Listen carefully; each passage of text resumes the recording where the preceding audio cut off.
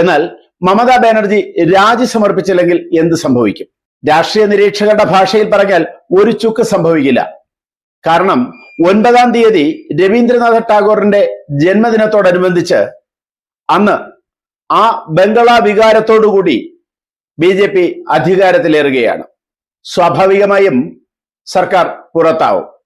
എന്നാൽ സർക്കാർ രാജിവെക്കുക എന്നുള്ളത് സാമാന്യ നീതിയാണ്, സാമാന്യ രീതിയാണ്, രാഷ്ട്രീയത്തിന്റെ ശരിയായ വഴിയാണ്, സത്യസന്ധതയാണ്. അത് നടക്കുന്നില്ല എന്നുള്ളത് മാത്രമേ ഉള്ളൂ. മമതാ ബാനർജി സ്വാഭാവികമായി പുറത്തു പോകും.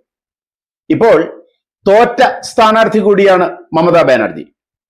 തോറ്റ ഒരാളിന് മുഖ്യമന്ത്രിയായി തുടരാൻ കഴിയില്ല, പരമാവധി 6 മാസം. അതിനെക്കുറിച്ചൊന്നും നമ്മൾ ഇപ്പോൾ ചിന്തിക്കുകയേ വേണ്ട. ആ രീതിയിലാണ് പശ്ചിമ ബംഗാളിലെ കാര്യങ്ങൾ.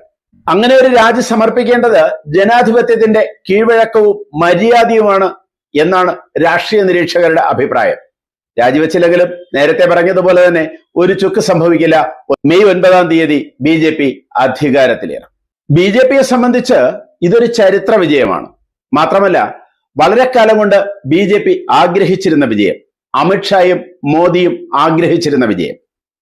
കാരണം ലോകസഭയിലും രാജ്യസഭയിലും BJPയുടെ ശരിയായ എതിരാളികളിൽ മമതയും ഉണ്ടായിരുന്നു.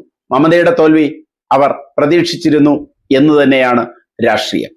35ഓളം വർഷത്തെ 3.5 പതിറ്റാണ്ടത്തെ ഇടതു ഭരണത്തിന് അന്ത്യം കുറിച്ചുകൊണ്ടാണ് 2011-ൽ തൃണമൂൽ കോൺഗ്രസ് മമതാ ബാനർജിയുടെ നേതൃത്വത്തിൽ പശ്ചിമ ബംഗാളിൽ അധികാരം പിടിക്കുന്നത്. 15 വർഷത്തിന് ശേഷം ഇവിടെ 2026-ൽ എങ്ങനെയാണോ 2011-ൽ ഇടതുപക്ഷ സർക്കാർ പുറത്തു പോകേണ്ടി വന്നത്, അതേ രീതിയിൽ ഈ 15 വർഷത്തിന് ശേഷം TMCക്ക്, തൃണമൂൽ കോൺഗ്രസിന്, മമതാ ബാനർജിക്ക് പുറത്താകേണ്ടി വന്നു. അധികാരവും ധാർഷ്ട്യവും തലയ്ക്ക് പിടിച്ച ഭരണത്തെ ജനങ്ങൾ തൂത്തെറിയുകയായിരുന്നു.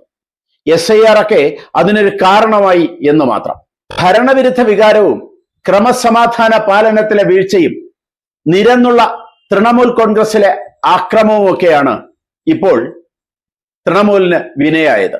2011-ൽ ഇടതുപക്ഷത്തിന് വിനയായതും അതുതന്നെയായിരുന്നു. 2011-ൽ CPM-ൽ നിന്ന് ഹിന്ദു മുസ്ലിം വോട്ടുകൾ വഴുതിമാറി, അത് തൃണമൂലിലേക്ക് പോയി. അങ്ങനെയാണ് അന്ന് തൃണമൂലിന്റെ വൻ വിജയമുണ്ടായത്. എന്നാൽ ഇപ്പോൾ ഹിന്ദു വോട്ടുകൾ BJP സ്വരൂപിക്കുകയും മുസ്ലിം വോട്ടുകൾ തൃണമൂലിലേക്ക് പോവുകയും ചെയ്തു.